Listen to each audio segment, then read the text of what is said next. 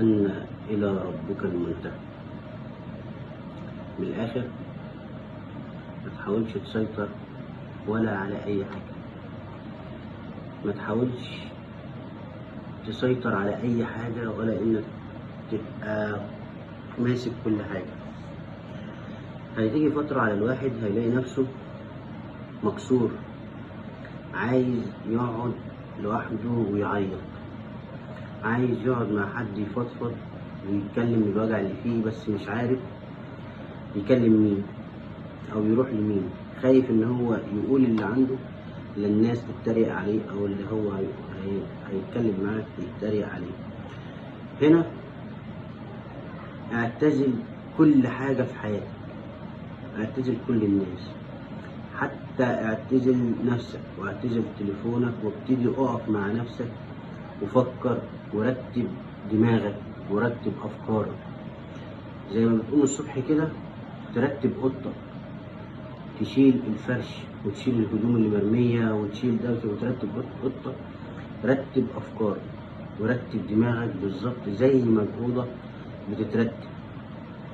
وفي الوقت ده لما تعتزل كل حاجة وترتب دنيتك وترتب أفكارك وتعتزل تليفونك واعتزلت كل حاجة، مش هتلاقي قدامك غير طريق واحد، انك انت بترجع لربنا وبتكلم ربنا وبتبتدي انك تبحث في القرآن، هتلاقي أن إلى ربك المنتهى.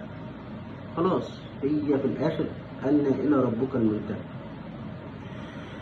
فهتقعد تفكر أنا بعمل كل ده عشان مين؟ بجري عشان مين؟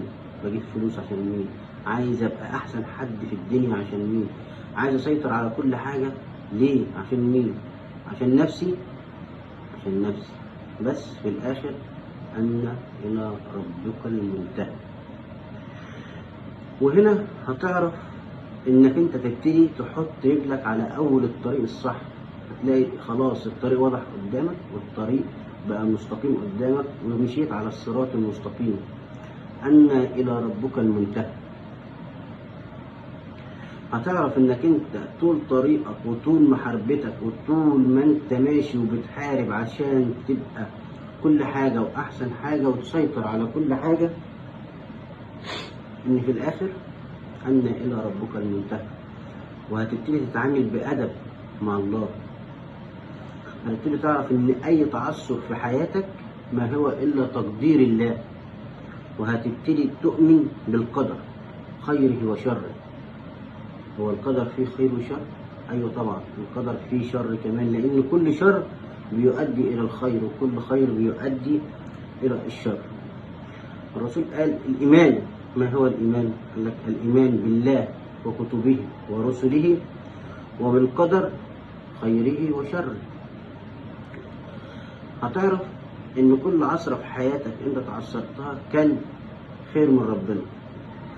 هتعرف إن العصر إن أنت كنت ماشي كده وجه وقت وقمت جاي أجبرت إنك تحوت كده، ده قدر ربنا، وهتقول الحمد لله رضيت يا رب، رضيت بقدرك.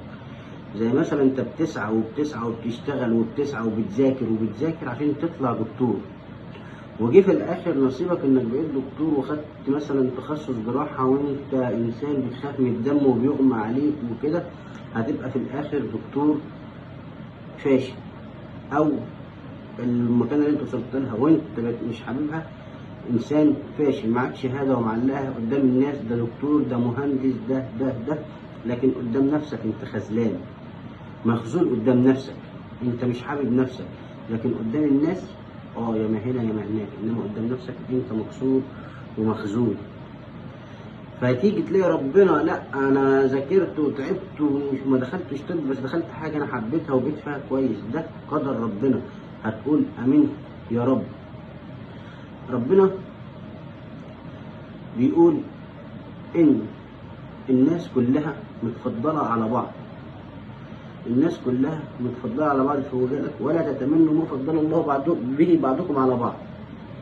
مش هتيجي تقول اشمعنى ده احسن مني، اشمعنى ده، لا ده في مليارات الناس انت واحد منهم وفي مليارات احسن منك، فمش هتبص على ده تقول ده ليه، ومش هتبص على ده تقول اشمعنى ده، لكن هترضى بقضاء الله وقدر.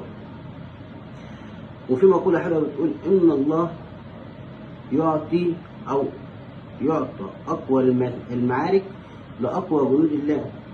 فأبدع في معركة، أبدع فيها، اشتغل وارضى بقضاء الله، واعتزل كل الناس اللي بتحاربك وبتقول ده انت عمرك ما هتوصل، ده انت فيك او بتلومك، او ارمي ورا ظهرك، حط تحت رجلك واعلى. وفي الاخر ان الى ربك المنتهى. هتشتغل وتعمل اللي عليك وسيب كل الكلام ورا ظهرك، وهتكتشف في الوقت ده انك انت لازم تعمل كل حاجة وتشتغل وتبدع وتحسن في عملك عشان يبقى العرض على ربنا، الفعل بتاعك يكون يليق او افعالك تليق بالعرض على الله. هتبتدي تعمل اللي عليك واحسن وترضى بقضاء الله عشان العرض بتاعك او الافعال بتاعتك تكون تليق بالعرض على الله. فكلنا هنشتغل وكلنا هنعمل اللي علينا عشان نوصل وتكون افعالنا تليق بالعرض على الله سبحانه وتعالى. اذكارنا اللي احنا بنقولها: رب اصلح لي شأني كله، ربي اصلح لي شأني كله، ده مش بنقولها كلام وخلاص، لا احنا بنقول حاجات او ادعية مؤمنين بيها جوانا.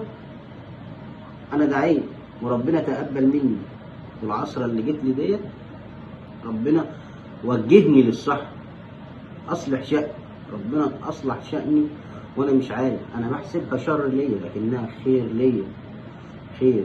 فدايما نقول الحمد لله وما نبصش لحد ونشتغل بما يرضي الله ونقول يا رب اصلح شأني كله.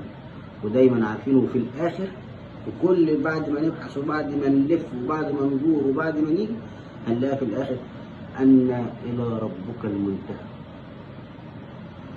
ان الى ربك المنتهى. شكرا.